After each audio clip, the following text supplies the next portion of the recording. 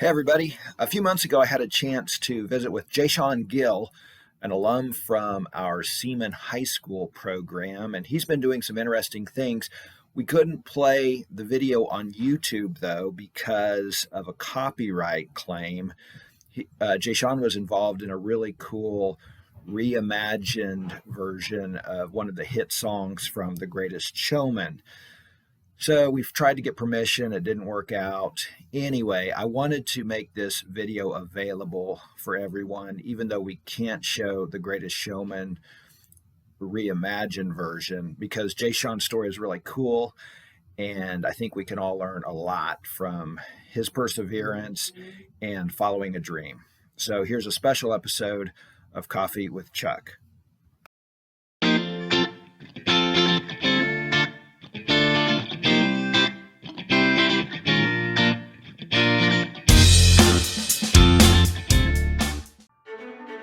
Every day, every moment, we choose to either let circumstances hold us back or propel us forward.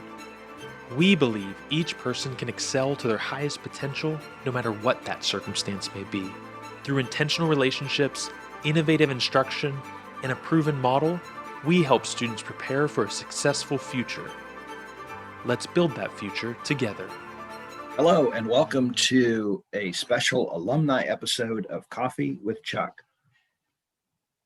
Today, I am excited to have J'Shawn Gill, an alum of the Seaman JAG-K program. He's going to visit with us a little bit about what he's been doing since he left Seaman and JAG-K. He's a little bit of a celebrity. He was in 2 JAG-K promotional videos, and he also did a national project that I'm really looking forward to hearing about. So without further ado, help me welcome J'Shawn. Why don't you first just tell us a little bit about your background, how you got into JAG-K, and then I want to also find out what you've been doing over the past couple of years, or year, I guess. So I always been part of the Seaman district, and just been doing, going to the Seaman district throughout. And I have always been interested in performing arts. So I have done dance outside of school and then did dance in school, same as with musicals and plays. And I've done that all the way up. And then in high school, I kind of really took it seriously more of my career of knowing, I guess I knew exactly what I wanted to do, in choosing dance. So that was really good at a young age to know what I want to do and to stay with that. And then how I found JAG is I started hanging out with actually some students that was part of JAG, and I usually would come in there doing a seminar to hang out, and I realized this is a good place to be. It's a good place to learn how to be more professional and responsible. And my favorite thing is get connections and learn how to network with other people. So I decided to join JAG, and I think I was a junior or sophomore. Don't really remember.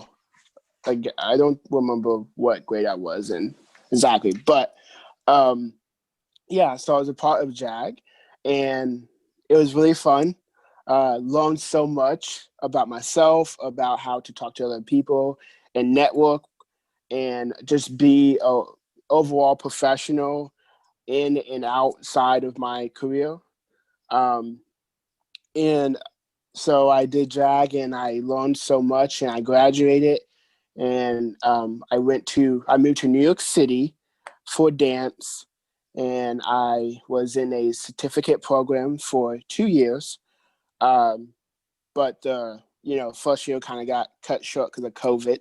But yeah, I was in New York City, and it was fun. Did over about 90 hours of dance every week, plus performances on the weekends. So it was really intense, but learned so much. And just being from Kansas, going to New York City, it was really fun overall, and I can't wait to go, be back. I remember you telling me that, like the first day in New York City with your parents, that you actually learned a pretty good lesson that day as you were trying, I think, trying to find your apartment or something. Can Hmm. you remember that story? Yeah. So we was going to Brooklyn. We was on the subway, and the subway is very quick, very fast because they have so many people timing, and they you have the other trains that are coming that way too. So it's a hustle. So my mom was getting up, and she walked out, and I walked out, and my dad had my mom's purse, and and the door was shut immediately. It was literally like 3 seconds. Like the door opened, we got off, and then boom, it shut. And the subway immediately went off, and we was just there. And it was like, well, what are we going to do? So I had my phone though, but it was like at 5%. So we got up the subway, and my mom was like, okay, let's just walk around and try to see if we recognize. So we walked around for at least 15 minutes, and we just couldn't find anything. My mom was getting tired. She was like, I don't want to walk anymore. Like, we just need to like be there. And I was like, okay, I'm going to be responsible and go and talk to somebody and ask somebody if they can help. You stay here. So I went on, nervous as I was, but went on and was trying to look for somebody. Found somebody, they point me in the direction, said, oh, I think it's over here. I said, great. I came back, and I didn't see my mom anywhere. She left. She just completely walked off, even though I told her to stay here because I knew this was going to happen. But yeah, so I was just there by myself. I was really nervous because it's my first day in New York City in general, first day in Brooklyn, not knowing anybody, really nervous. And, also I'd like to point out, in New York City, it's best if you don't look lost all the time because, there's some kind of people that want to mess with you. So you do have to have that attitude, which luckily I'm an actor, so I can put that mask on real quick. But like inside, I was like crying. I was like so nervous, and I finally was like, okay, you know how to talk to people, communicate, and I really think you can, have someone help you. So I walked up to these two ladies that was just talking on the side of the road, and I said, hey, like I'm looking for this place. I'm in this area. I don't know where I'm at. And they're like, oh, yeah, I know where that is. So she walked me all the way down, and we actually had a conversation about, oh, this is your first time in New York City. What are you doing? But she walked me all the way down there, and I was like, thank you. And I I got to my building, and uh, I called my mom and me, and I was like, where are you? Where are you? And she was like, oh, I'm with your dad. And I was like, how did you find him? And it took me at least an hour, and you guys are all disconnected. But yeah, so that's the whole story. I found my way back with communicating and not being nervous to just, be ashamed that I need help. And I think you told me that because of that experience, while maybe not ideal, it actually helped because you learned how to get around the city a lot quicker because you had Yeah, to. yes, definitely. Because of that incident, I knew everywhere in Brooklyn. So the next day, I was able to walk everywhere everywhere in my area and be able to find, my pace back at home. So yeah, it Yeah, definitely helped. that's good. You mentioned acting, and I want to visit about that a little bit too, and kind of what your future looks like. But one of the things that you did while you were still a student at Seaman was a project that was This Is Me Reimagined. So This Is Hmm. Me, one of the big musical numbers from The Greatest Showman, was reimagined with the Queer Eye. Hmm. Um, what's the name of the show? I'm sorry. Remind me the name of the Queer show. Eye Guys, Yeah, Queer Eye Guys. the Man of Queer But Eye. Yeah. tell us how that all happened, because I mean, there was a kind of a big search and you were one of 3 that were selected. And I'm just interested in knowing how you were chosen for that and what the process was like. So, as I said, I was always into dance and then also acting. And my junior year, my mom put me into this place called MTKC, which is Musical Theater of Kansas City. Director is Julie Davison's.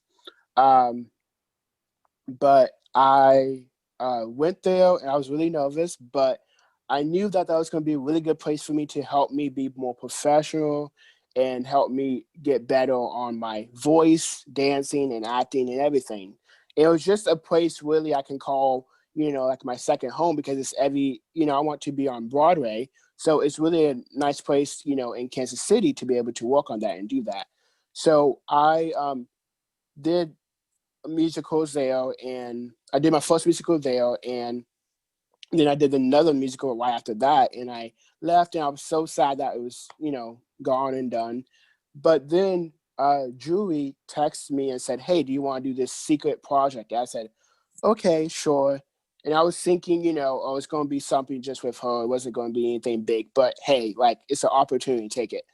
Um, so then she sent me this list of questions. I was like, okay, this is strange, but let me just go ahead and answer these questions. So I did, and I sent it to her, and I haven't heard anything since then. And 3 weeks I came back because I was auditioning for another musical there, and my dad went in the building, and Julie saw my dad and said, "Oh, tell J'Shawn congratulations on he booked the job." And my dad came back and said, "Oh, congratulations. She told me to tell you that you booked the job." And I said, "What job?" And he was like, "I don't know. She just said congratulations." I said, "Okay, I guess I got whatever she wanted me to do." And I still didn't know until I got an email saying, "Hey, congratulations. Like, you're going to do the music video for The Greatest Showman Reimagine. This is me with the Man of Queer Eye." I was like, what? Yeah, I was so excited, and I just didn't understand what was happening still. And so that's how I got it, and it was really a fun opportunity. We went to Kansas City and filmed. They came here and filmed, and because of all that, it was successful enough. I flew to New York City, and I was on the Today Show, and we talked about the music video and what it meant to me and how it was created. And it was just a really fun process to be able to have the opportunity and to have a little inside scoop of what the industry is like. And yeah, so that's the whole story. We're gonna put the video on next. We haven't actually received permission for that, so we may not be able to post it on YouTube, but we're still gonna try to get permission so we can do it on YouTube. But we'll do this internally, so people will get to see this Coffee with Chuck with the video, and then hopefully we won't have lawyers coming after us, but we will get a hold of Atlantic Records and try to get that permission. Yeah. You mentioned acting, but originally you were primarily focused on dance, right? And then, so how did you then decide? Was it because of this project that you decided acting was something that was interesting, or how did you develop that interest in acting as well as dancing?